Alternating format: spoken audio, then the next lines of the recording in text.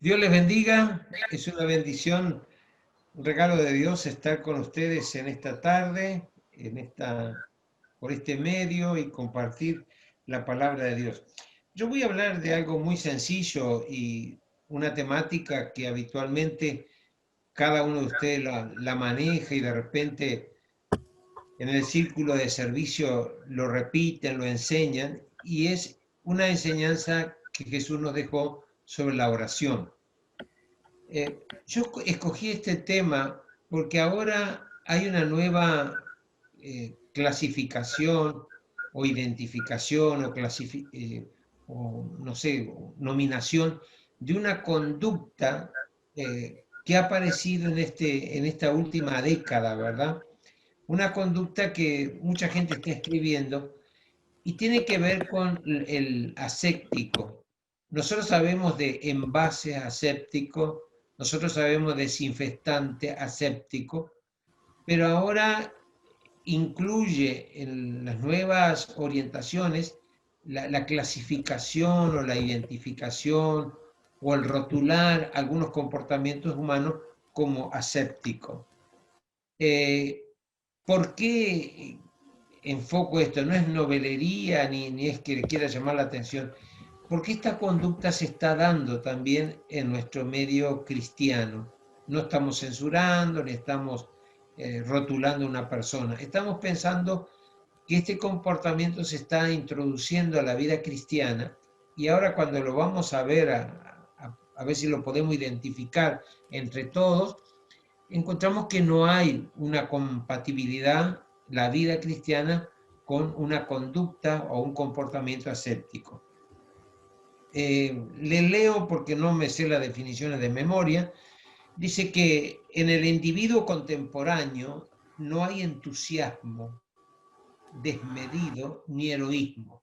Son dos elementos que están erradicándose en los individuos. El entusiasmo desbordante, el entusiasmo que se muestra con expresiones o gesticulaciones manifestadas por nosotros, ni el heroísmo, ¿verdad? Todo es suave, todo es ligero, es sin riesgo, con la seguridad por delante. Y así es que encontramos que si yo no estoy seguro, no me arriesgo. Y no sé qué edad tenemos los que estamos aquí en este grupo, pero clasificando lo antiguo, 40 años atrás, una de las 20 tenemos Martín Larregui. No, yo fui testigo de tu presentación, así que no es cierto. Ahora, una generación atrás nos hablaban del proyectarse, del hacer programa, del desarrollarse, del estudiar. De repente, nuestro núcleo familiar no era toda gente que tuvo la posibilidad, pero a nosotros nos animaba. Esta nueva generación no se arriesga, ¿verdad? Quiere la seguridad en una forma rápida, instantánea. Ahora, ¿cuál es el asunto de los que estudian esta generación? Que esta generación no va a dejar huellas, esta generación no va a ser referente, esta generación es la que clasificó los que somos de aquí de Uruguay, nuestro expresidente Mujica cuando hablaba de los ni quieren, ni estudian, ni quieren nada, ¿verdad? No trabajan, no estudian y no quieren nada. Era un poco clasificando lo que hoy en esta globalización se llama, diríamos, esta conducta, este comportamiento, ¿verdad?, aséptico. Este individuo no cree en casi nada. Digo casi porque tiene algunos conceptos de superstición o de tradiciones. Sus opiniones cambian rápidamente. Hoy están de acuerdo con un modelo, con una conducta moral, y mañana pueden rectificarla. Han desertado de los valores trascendentales. Por ejemplo, un valor que nosotros en nuestra comunidad como cristianos resaltamos es la familia. Esta agrupación, este núcleo aséptico, el valor familia se ha perdido o no tiene tanta primacía. el valor moral, la moral como parte de nuestra vida, tampoco tiene tanta trascendencia. Se ha vuelto cada vez más vulnerable, con variables, con cambios, y por eso es más fácil manipularlo. Y aquí aparece una técnica muy repetitiva que es la manipulación. La manipulación en sí no es el problema. La manipulación en sí es la técnica que se usa para llegar a cuál fin. Entonces, hoy vemos que se ha incrementado mucho lo que tiene que ver con manipulación emocional, ¿verdad? Hay a flor de piel, todo lo emocional está a flor de piel, no hay nada con raíces profundas. Entonces, un manipulador puede, por las emociones, eh, conducirte por caminos errados. La otra técnica que se usa es la masificación, no la individualización, sino la masificación, lo macro, lo en cantidad. Y así es que hay que colocar una cantidad de elementos como son las luces, los sonidos, el ambiente, algo de fondo que te saque del contexto de realidad y te proyecte hacia qué es lo que sentís en ese instante. Entonces, en esta técnica o en esta conducta aséptica, la manipulación es un elemento muy importante.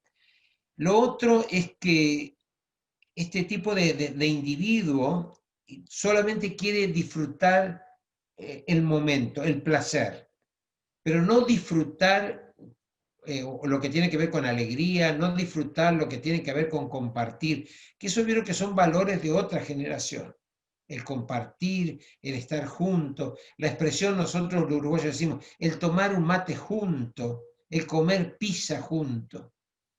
Esto nos está llenando la nueva expectativa de esta clase de personas o de esta conducta de estas personas. Entonces quieren disfrutar en forma profunda, quieren la conmoción emocional, ¿verdad? El sacudimiento, el placer en una mayor dimensión. Y algo que anhelan esta persona, este tipo de personas, es el bienestar inmediato. Que no le hables de proyectarte a 5 años, a comprar una casa a más años, no le hables de hacer una carrera, trabajar y estudiar, ¿verdad? No, no quiere todo el bienestar inmediato. Y es así que esta generación con este comportamiento recurre mucho a los fármacos. Es una generación que está dependiendo de los fármacos. ¿Por qué? Porque nosotros, por ejemplo, elaboramos el dolor. Nosotros, de nuestras comunidades, se nos proyecta a superar frente a la pérdida.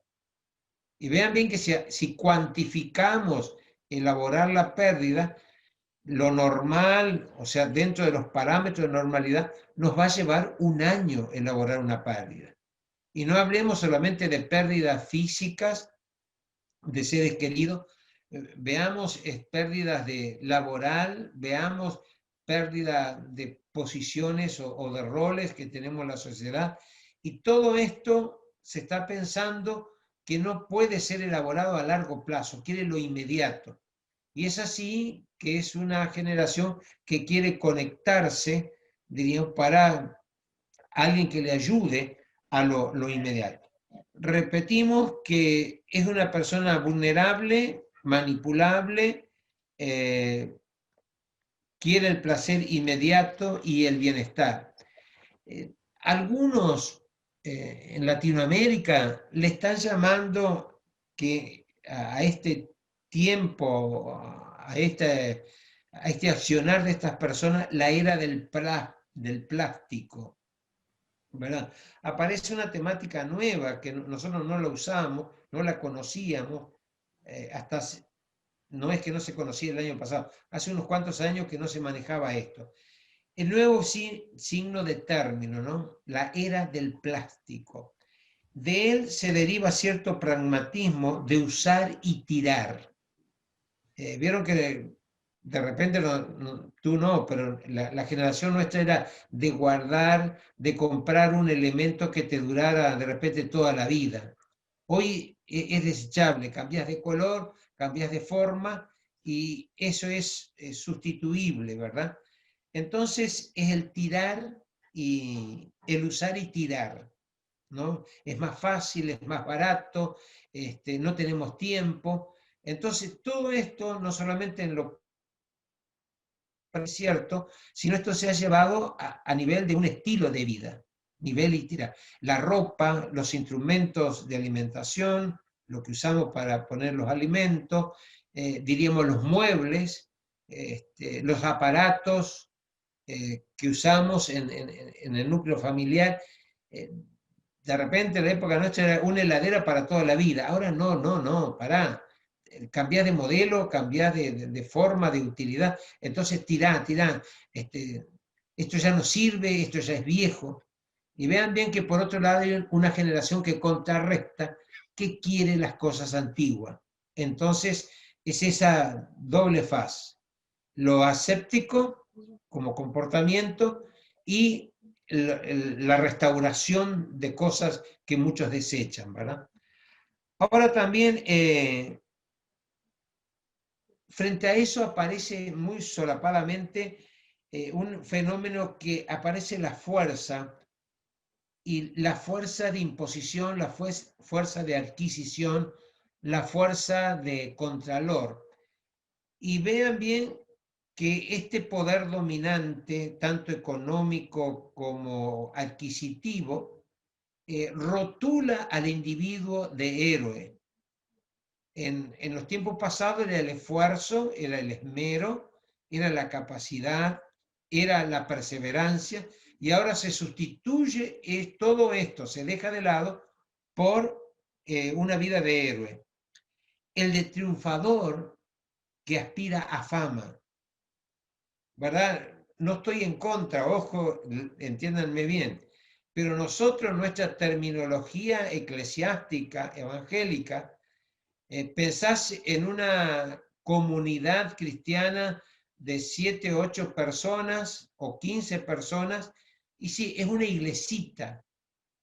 ¿Por qué? Porque entrando en esta nueva corriente, nosotros pensamos en las multiiglesias, las mega iglesias, así también como las empresas multinacionales, que los que tenemos años pensamos que son las que están compitiendo con los viejos almacenes o kioscos que existían. No sé si son de esa época de almacenes, algunos. Bueno, solo dos de la época del almacén. Los otros chiquilines, mirá, ahora están confesando, levantan la mano. Y algunos desaparecieron en la imagen de la pantalla, Piera, mirá. Ahora, de la época de almacenes, bueno, qué bueno que hay algunos. Eso es vida, aleluya. Ahora, el almacén fue sustituido, fue dejado de lado, y no es malo, ojo, ni las multinacionales, ni las multiempresas.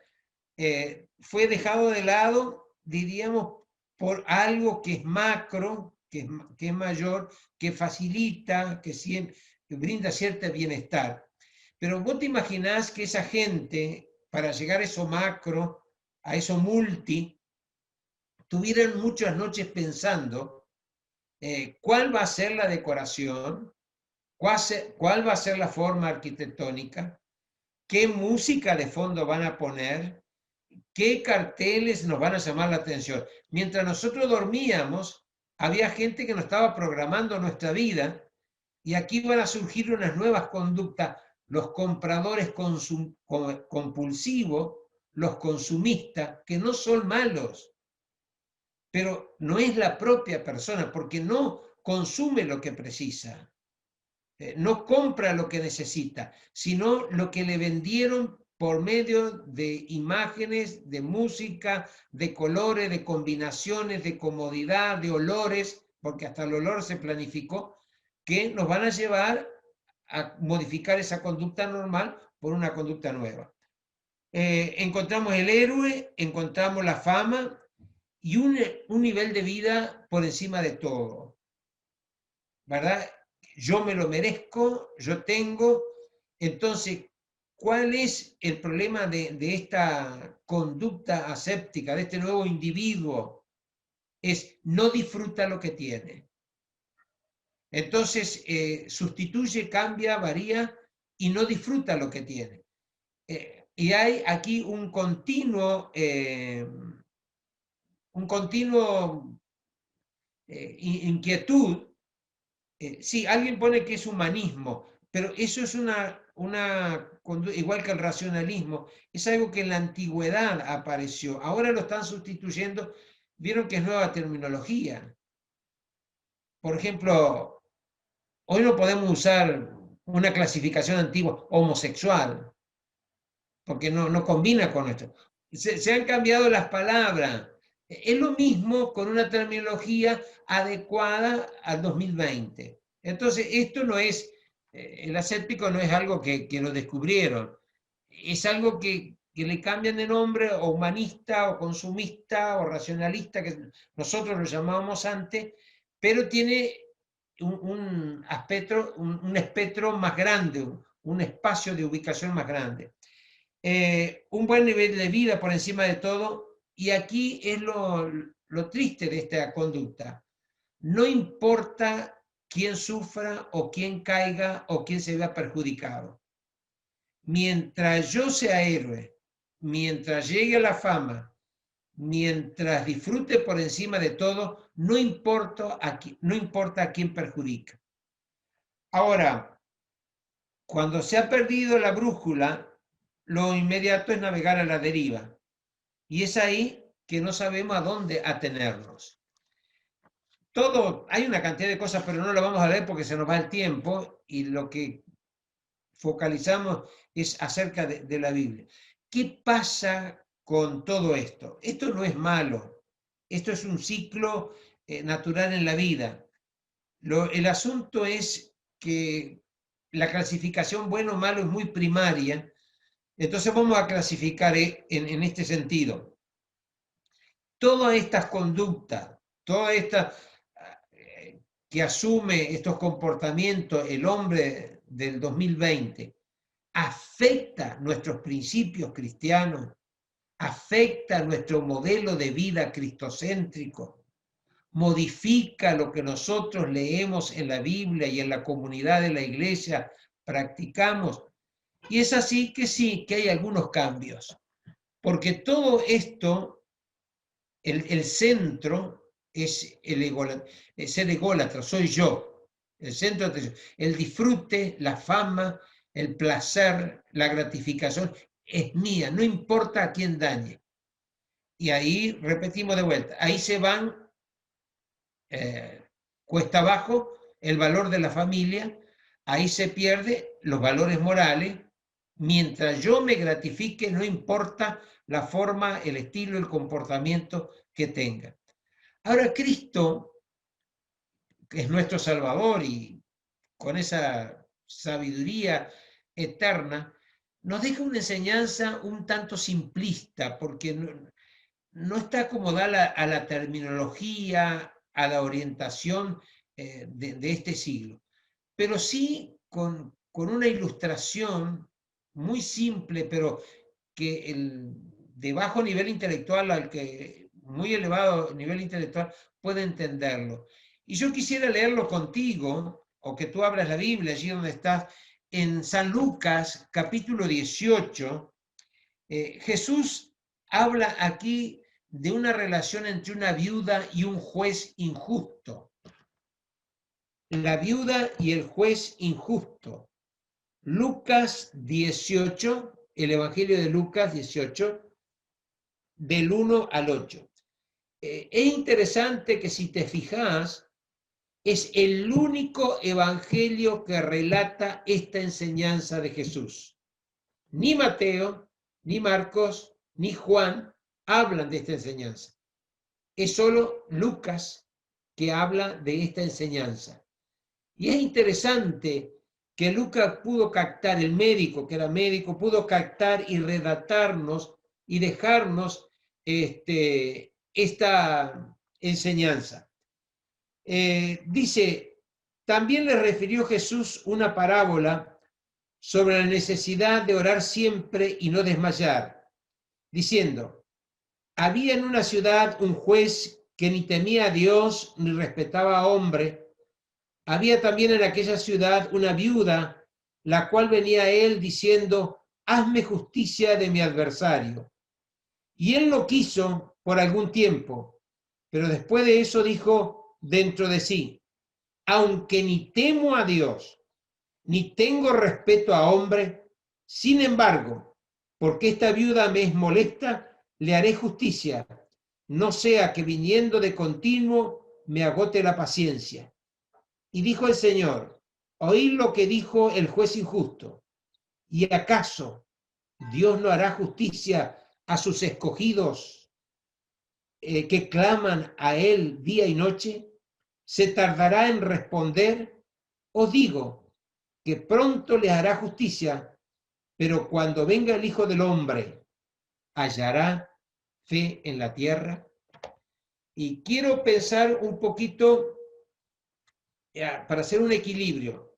La conducta que está imperando o que está cundiendo, que está entrando hoy en nuestro entorno de vida y cómo eso está influyendo en la iglesia, que el tema oración o vida de oración o vida de comunión con Dios es un tema que se está sustituyendo por otras cosas que no son malas, pero pierde la vitalidad, la importancia de la oración. En primer lugar, aquí Jesús en el versículo 1 nos habla de dos temáticas. La necesidad de orar, una necesidad básica de cada cristiano renacido en el nuevo. ¿Y qué nos presenta el término de necesidad? Es algo que nosotros tenemos que hacernos cargo. Necesitamos de la oración. Y lo segundo, que Cristo lo acentúa aquí, es la problemática de desmayar. Nosotros no usamos desmayar, pero sí de decaimiento, de desánimo. Entonces, tomamos como relevante este tema, la necesidad de orar y la importancia de focalizarnos, que no nos desanimemos, que no decaigamos, que no perdamos la convicción de la importancia de la oración. Y es aquí que en primer lugar el perseverar en oración con respecto a nuestra vida cristiana es hasta el tiempo que Cristo venga a buscar a su iglesia. No es una opción que hoy me siento animada o animado, hoy tengo necesidad de orar, no. Es una constante que nosotros tenemos que incorporar a nuestro diario vivir.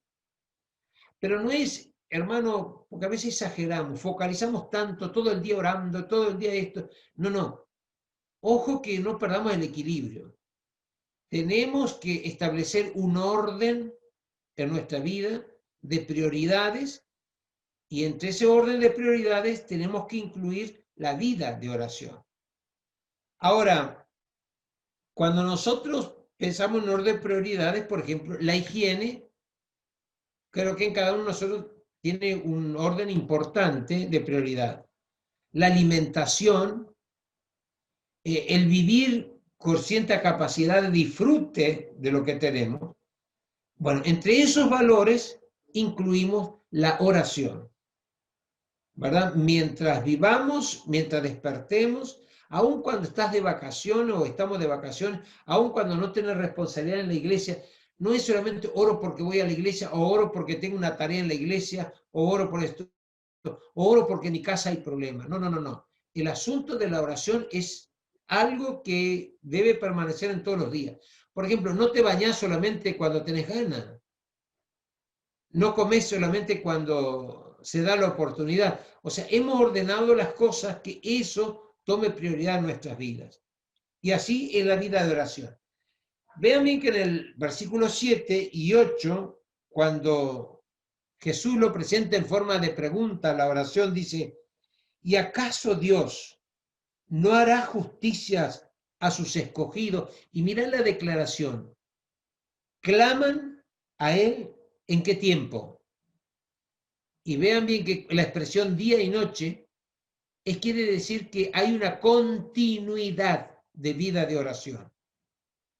No es el tiempo, sino es esa dependencia, ese encomendar todas las cosas en las manos de Dios.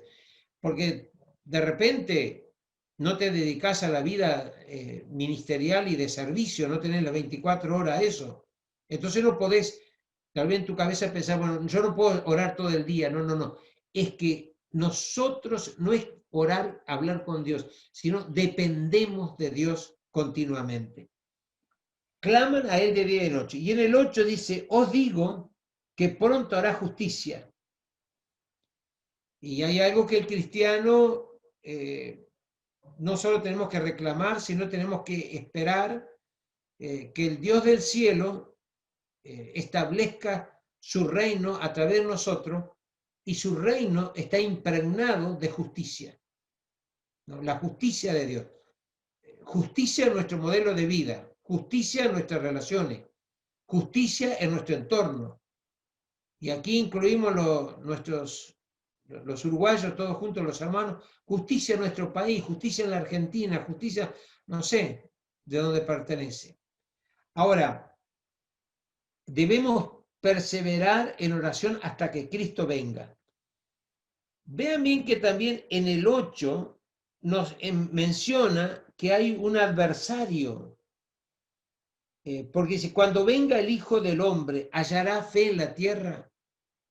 No sé si queréis identificar a este accionar como algo satánico, diabólico del infierno, pero hay una contrariedad, oposición a la vida de oración.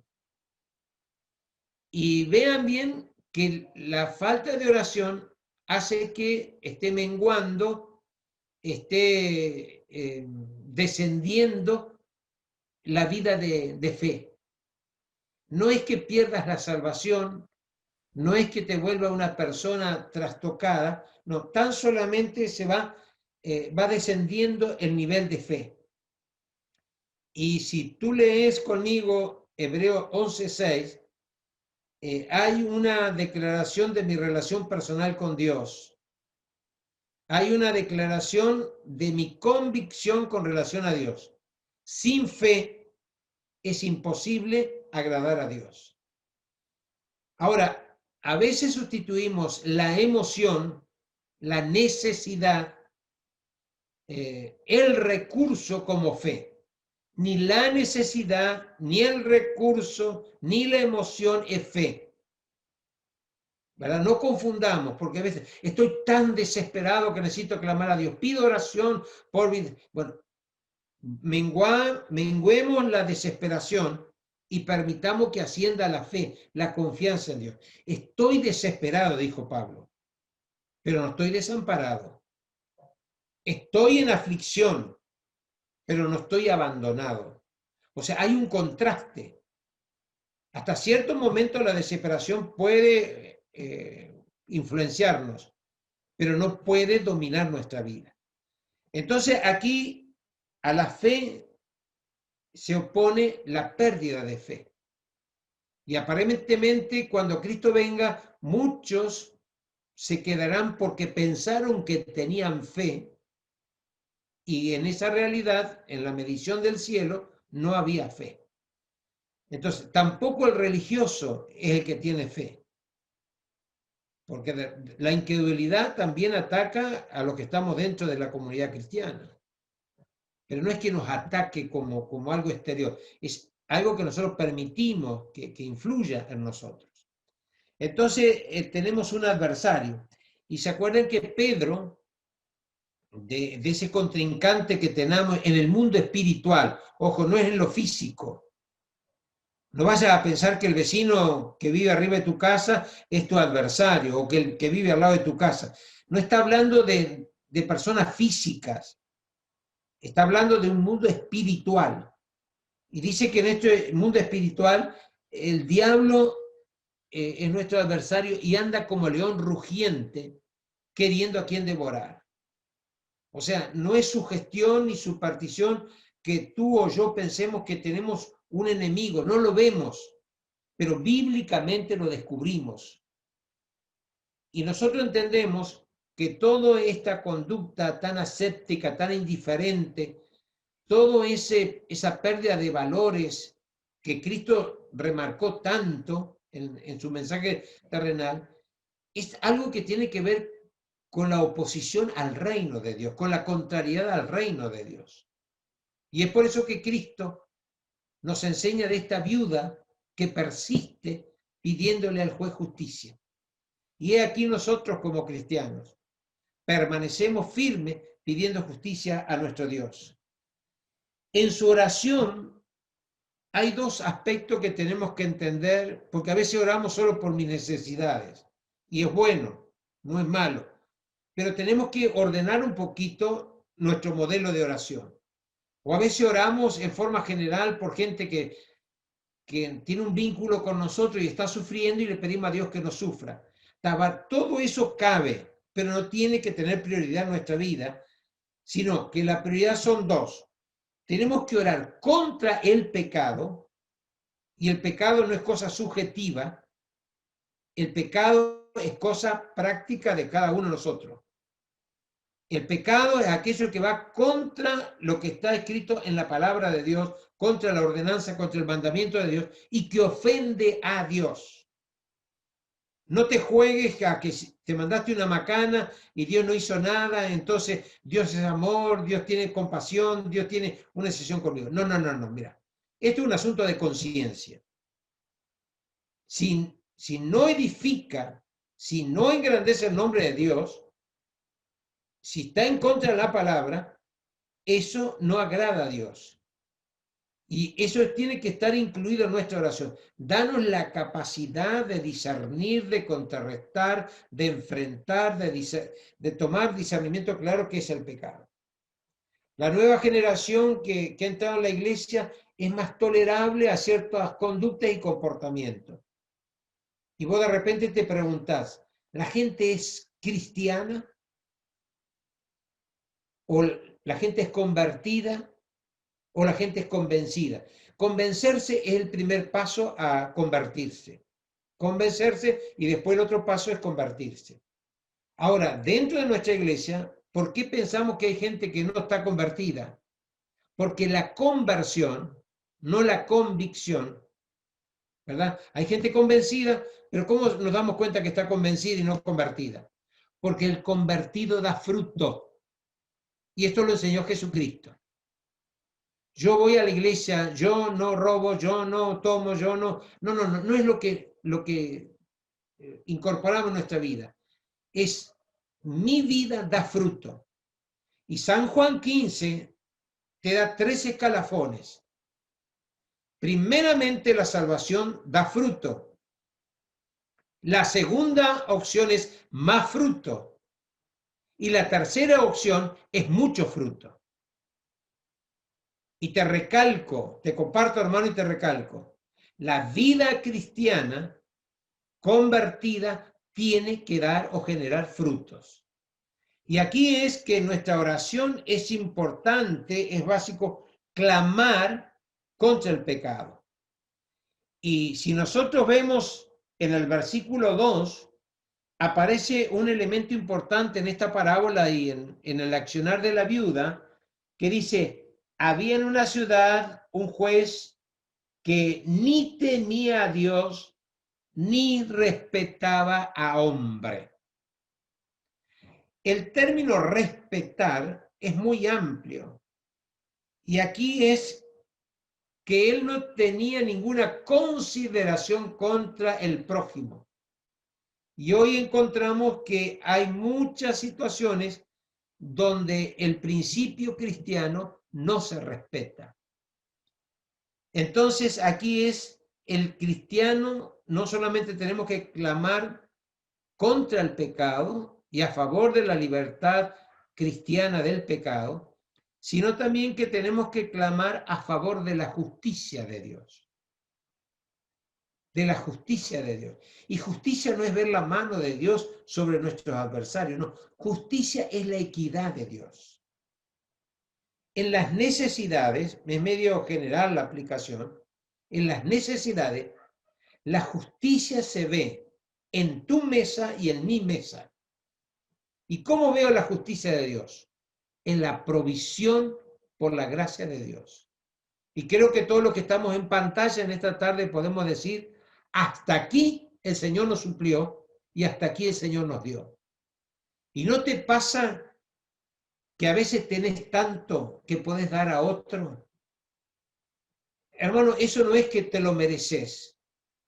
En el asunto de la ropa, en el asunto de cosas en el hogar, de objetos, tenés tanto, no lo usás y lo da a otro. Eso es la justicia de Dios, la fidelidad de Dios. Y aquí es, hermano, algo que tenemos que tener claro en nuestra oración. Oramos contrarrestando el pecado y siendo libre del pecado. Y oramos que la justicia de Dios se exprese en nuestra vida, se manifieste y se desarrolle en nuestro entorno. Ahora, la permanencia, la perseverancia en oración, hay algo que va a incrementar el perseverar, que es que se aumenta la fe. Porque el perseverar no es el resistir. A veces pensamos que Dios nos somete a prueba a ver si resistimos. Mira, eso es antibíblico, perdóname. Pero no es un juego de resistencia, es un juego de perseverancia. Resistencia es si yo soporto, si yo tolero, si yo frente a eso puedo enfrentarlo. Pero perseverancia es llenar el alma, el corazón, de convicciones del cielo. Yo persevero por fe. Yo persevero en la lectura de la palabra. Yo persevero confiando en la gracia y en la misericordia de Dios. Yo persevero confiando en su bondad. Que no se nos cambien los cables ahí, que yo merezco, que Dios me lo dio. No, no, no. Es por su misericordia. Son muchas su misericordia. Ahora, cuando nosotros perseveramos en la fe, entonces se va incrementando la fe. Ay, perdón, se me descargó la batería. Si se me corta, enseguida lo conecto y vuelvo. Pero ahora me da el anuncio que se me está descargando la batería. Disculpen. Llegué de un viaje y pensé que estaba cargada totalmente la batería.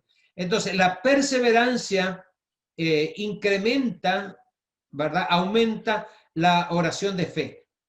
Ahora, cuando nosotros leemos la parábola aquí de la viuda y del juez injusto, hay algo que el Señor con mucha simpleza quiere enseñarnos. La mujer necesitaba, estaba convencida, tenía convicción de que lo que le había sucedido era injusto y no tenía a quién recurrir para que esa situación donde se mostraba la injusticia hacia ella pudiera ser subsanada. Y recurrió a este juez. Recurrió a este juez y le insistía una vez, dos veces, tres veces.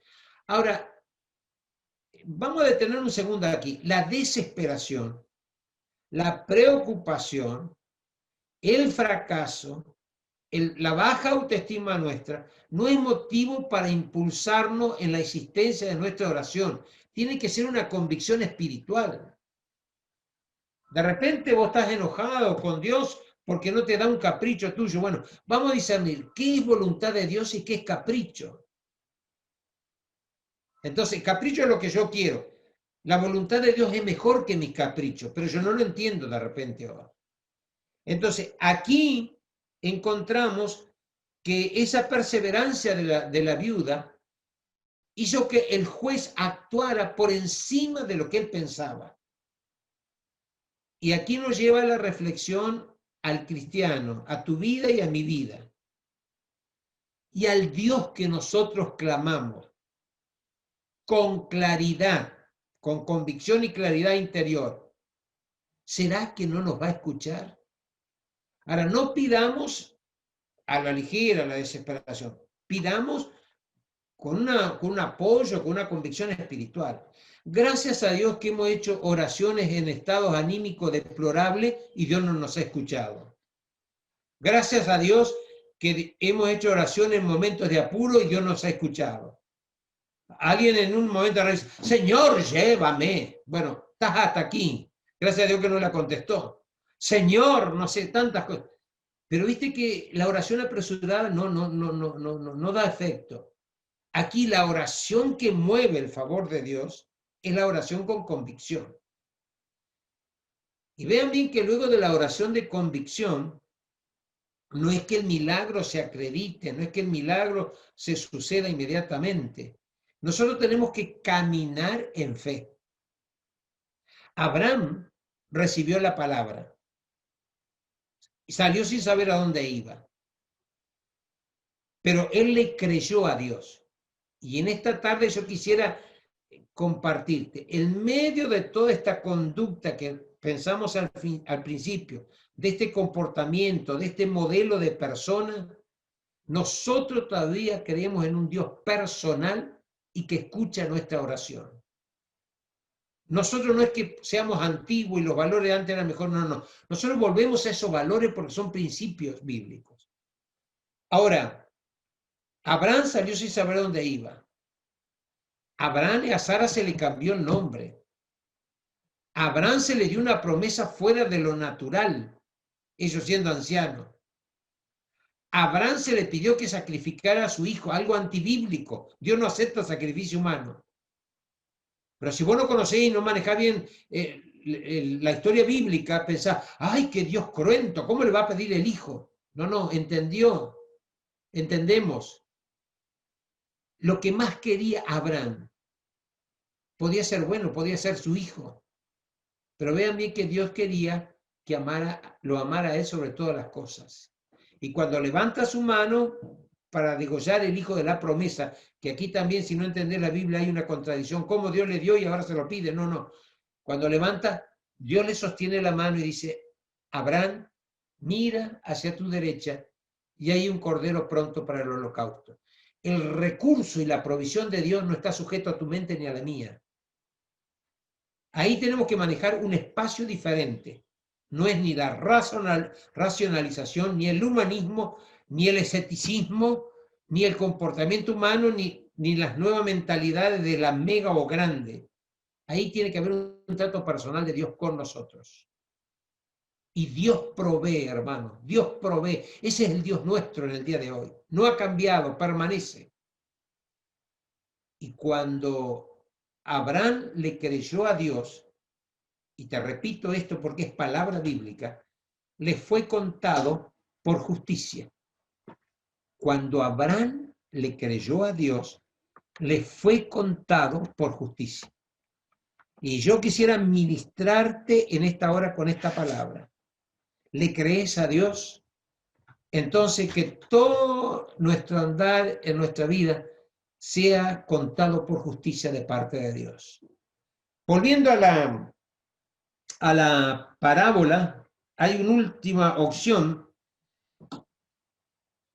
Pablo le dice a Timoteo, que es un pastor joven, era un hijo espiritual de él, dice que era un muchachito más o menos de 18, 19 años, y estaba pastoreando una iglesia que es la de Éfeso.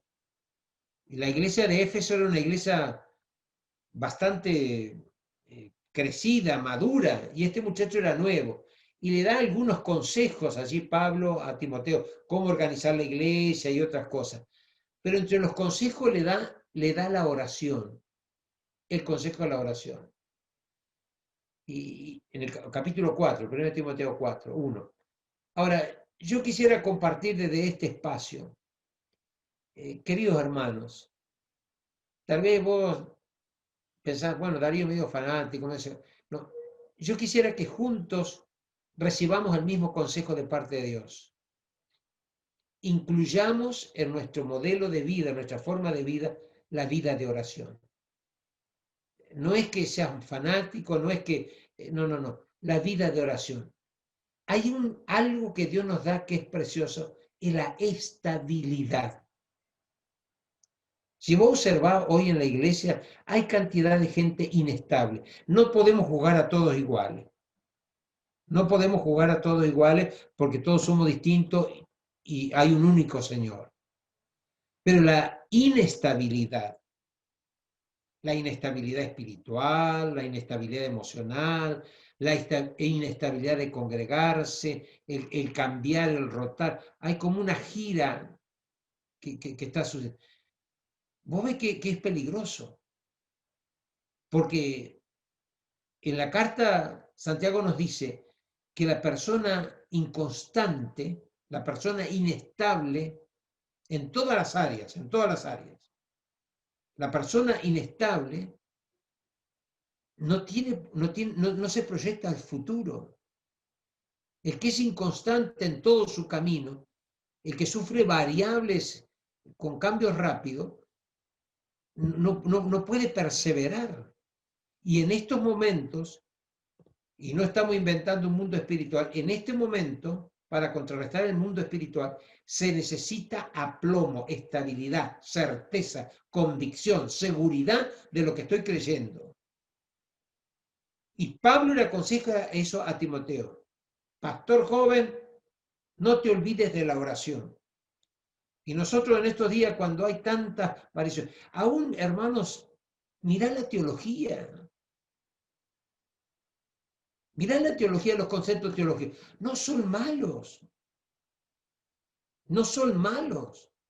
En este momento estoy leyendo un libro de unos autores argentinos, es el lado oscuro de la izquierda, y vos te vas a pensar la homosexualidad, los derechos igualitarios de la pareja, el aborto, la cultura trans. Ay, el diablo, el diablo, el diablo, el diablo. Pará un poquito.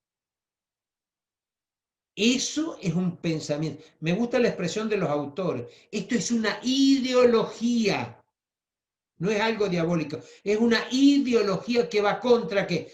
Contra la moral antigua, contra los principios antiguos, y son sustituidos, y entra aquí esta conducta escéptica, ¿verdad? Para cerrar la torta o para terminar la torta. O sea, no es que vino el diablo y puso un trans, no es que vino el diablo y alguien se volvió maricón. No, no. El asunto es todo un asunto de ideología que comenzó hace mucho tiempo. Y nosotros podemos encerrarnos entre cuatro paredes y te piso diablo y libero al trans y no sé, y opero al homosexual, yo qué sé, no sé qué le pediríamos en la oración. Pero no es ese el modelo. Parémonos frente a esta situación, no con naturalidad, sino con asombro y con ciertas inquietudes, y oremos. Porque aquí lo que necesitamos no es que nos encerremos en el concepto bíblico, ahí necesitamos la intervención de nuestro Dios. Y no tenemos lucha contra sangre y carne, y mirá lo que dice Pablo, sino contra principados, potestades, gobernadores, huestes espirituales. Y te digo una cosa, hermano, no para desmerecer. Pastor. Sí. Hola, hola. Pastor. Sí, te escucho, María. Sí, es un tema. Sí, hola, ¿cómo le va? Bien, bien. Habla Marta. Marta, Sí, no es un María. tema Te puse en el muy espíritu actual otro lo que dice nombre. usted, que es una ideología. Sí, Marta. Sí. Es un tema muy delicado y como dice usted, ¿no? Es una ideología y bueno, que el Señor, y oramos para que el Señor nos dé entendimiento de cómo actuar en estos casos, ¿no? Porque irnos al extremo de decir es el diablo, es como que no hacemos nada tampoco como para aportar y dar luz, ¿no? A esta gente, o a esta situación, o a esta ideología. Aparte que viene muy mimetizado con otros temas que no están mal, pero bueno, viene todo esto también mezclado y es complicado en este tiempo, ¿no? Claro, ahora nos vamos al tema, Piera, nos pasamos un minutito a solvernos de todo pecado. Marta, hay cosas que no podemos negarla, que son opciones de la persona o un trasfondo de la persona y no es acá el espacio, el momento tampoco. Yo lo que decía es que hay métodos, hay caminos donde nosotros podemos intervenir, hay ministerios también. ¿Por qué? Porque la propuesta, ¿cuál es? Nosotros no aceptamos el comportamiento de esa persona, pero sí la aceptamos como persona, como individuo. Y creo que el Dios del cielo, a través de esta clase de hoy, nos está transmitiendo a nosotros que podamos creer que el Dios del cielo tiene plan aún con esa gente. Ahora, ¿cuál es el grave problema que yo veo desde mi simple óptica? Que trabajar con este tipo de personas demanda mucho tiempo, mucha vida espiritual saludable y diríamos tener la convicción de que las doctrinas no las tenemos prendidas con alfileres, sino que llenan nuestro corazón. ¿Saben que hace años cuando se comenzó con las adicciones a sustancias psicoactivas, que justo había un grupo de cristianos que trabajábamos en adicciones, había miles de interpretaciones, que era diabólico, que eran maldiciones generacionales, que eran pecados imperdonables, yo qué sé, mira. Todas las teorías fueron aceptadas, pero en la realidad y con el pasar del tiempo, capaz que algunas sí eran ciertas así, pero la mayoría no eran. Y era una postura que algunos pensaban que tenía la iglesia, y no era esa. Cuando la iglesia se abre y entiende que puede haber restauración, entonces ahí empiezan a convertir. Yo vengo ahora de un seminario que me llenó el alma, el otro del mes pasado igual. ¿Cuál fue el asunto? Un adicto se convirtió, dejó, le costó, le llevó como 5 años el proceso. Pero me emocionó mucho porque el otro día cantó en un coro y cuando terminó el coro todos saludaron y la gente aplaudía en el culto, el coro del seminario. Y este individuo quedó parado y lo tuvieron que decir, ¿qué te pasó? ¿Qué te pasó esa vez? Dice, es la primera vez que me pasa esto, dice, y tiene un proceso como de 7 años ya, incorporado a la iglesia. Dice, no, fue la primera vez que experimenté esto. Yo en mi casa solo recibí sopapos y nadie me halagó. Y cuando yo fui parte de este coro y la gente expresaba, yo le miraba el rostro y dice, pero es para mí también. Y entendió, es medio largo, pero te cuento rapidito. Sustituyó una cosa que era vivencial en él, que solamente a través de esta experiencia podía cambiarlo, por una cosa que era gratificante de parte de Dios. Todo en este proceso cristiano, cristocéntrico, todo, pero nunca vivió eso que tanta falta le hizo en la casa. Y eso es lo que Dios hace. Y en este tipo de personas que nos fuimos de la temática, Dios nos da una oportunidad. Y aquí cabe pensar que la iglesia tengamos esta herramienta. Pero Piera me mira con ojos torcidos, así que vamos a cambiar. Vamos a cambiar. No sé si hay alguna pregunta o aclaración. Me asustó con una hora, pero me quedó algo. Después otra vez vamos a hablar. ¿Alguna pregunta? Yo quiero preguntar algo. Cuando comenzamos, tú hablaste de que en este tiempo como que prima el hecho de que yo soy lo más importante para mí, ¿no?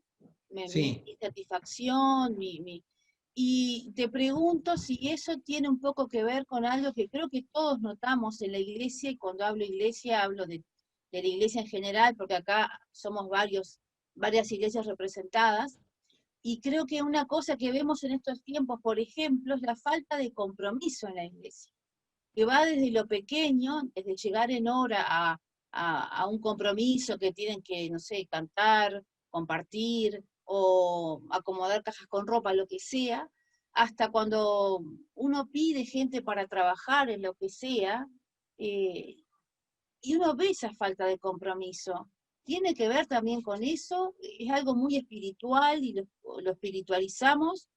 o tiene que ver también porque a veces le echamos la culpa a la juventud, ¿no? Cuando alcanzamos cierta edad, después que sos un ja, como que criticamos mucho a los jóvenes, porque los jóvenes de ahora hacen tal, los jóvenes de ahora no son responsables, pero a veces lo vemos ya en gente que no es joven, que ya dio vuelta el codo. Entonces, esa es mi pregunta un poco.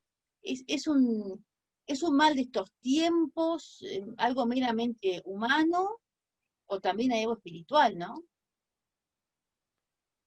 Yo no me atrevería a decir que es algo espiritual. Es algo que es un modelo predominante en nuestro entorno. Hay otra cantidad de modelos. Yo busqué este solamente. Si alguien quiere, busque el hombre light también. Encontrás en el hombre light una cantidad de conductas que no son bíblicas. Es la única expresión que te puedo decir. Pero son imitativas. Así como antes nosotros decíamos el baile, esto, aquello que no es aceptado por Dios, ahora eso se dejó ya y hay una cantidad de conductas, comportamientos. No sé si es espiritual o si son, usaste la palabra compromiso, y yo también usaría compromiso y crecimiento espiritual. Porque, ojo, por ejemplo, en este asunto de la epidemia, gracias a Dios el Señor nos cubrió, nos ayudó, creo que a cada uno de nosotros, estamos muy agradecidos. Pero el asunto es, no es que yo lleve un paquete de fideo para que la iglesia lo dé, que es bueno, tiene un buen porcentaje. Pero ¿qué haces tú o qué hago yo como persona? Porque eso sí es el compromiso, no solamente en colaborar, en hacer cosas. ¿Qué hago de compromiso para el reino de Dios? Y casi siempre nosotros pelamos a lo social porque es un tema dominante hoy, ¿verdad? Pero ¿qué de lo espiritual? ¿Qué de la compasión? Por ejemplo, hoy hablamos de algunas personas con ciertas conductas desadaptadas al modelo de nuestras comunidades. ¿Tenemos compasión para ello? La iglesia está preparada si llegara una persona con estas extravagancias llamativas. Huimos. Y siempre vamos a casos extremos. Yo creo que esta conducta ascética, ¿verdad? O este comportamiento,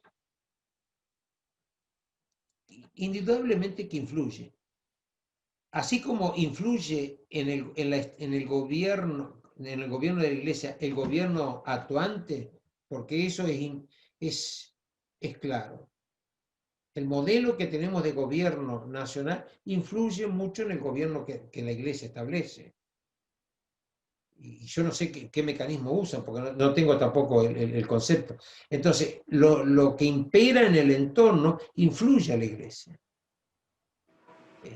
Ustedes no eran nacidos, pero en la época de los hippies, que era una nueva modalidad de vida, no solamente era por el pelo largo y por la vida bohemia, los principios de hippillos sí usaron. Y ustedes recuerdan que de los hippies, alguien fue a predicarles, fabuloso, se convirtieron, nacieron de nuevo, cambiaron de vida, todo lo más bien,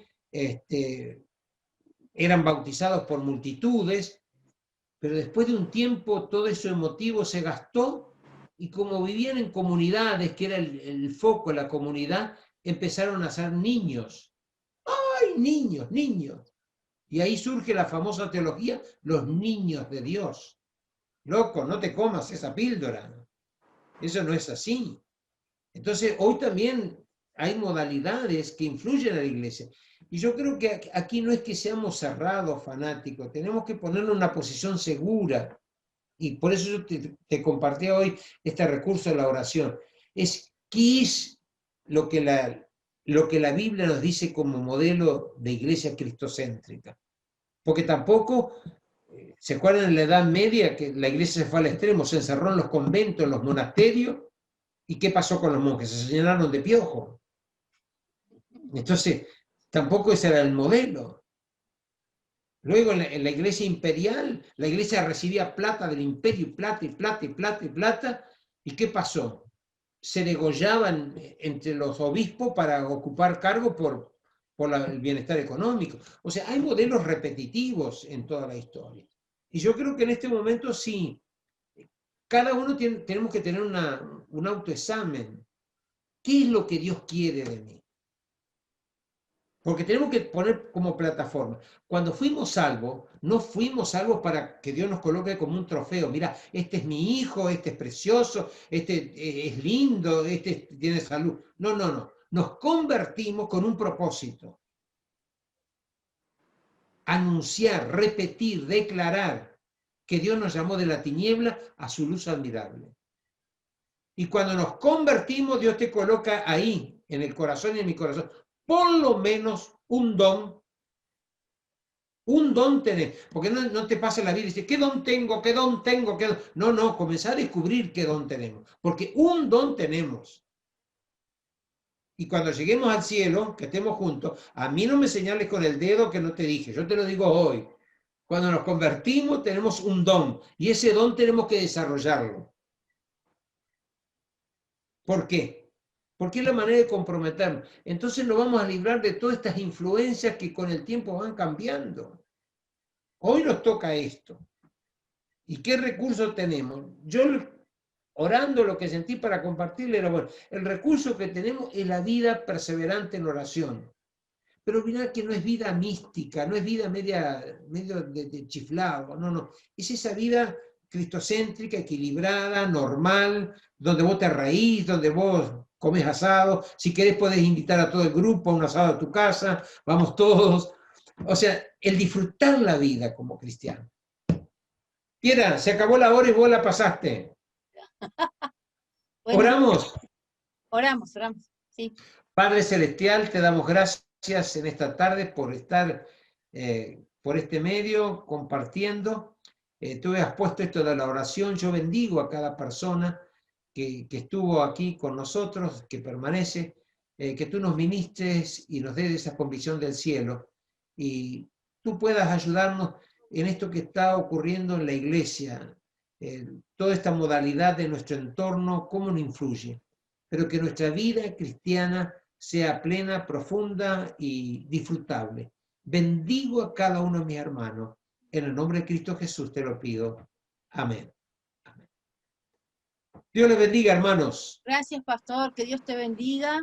Gracias. Por tu tiempo, gracias a todos por estar.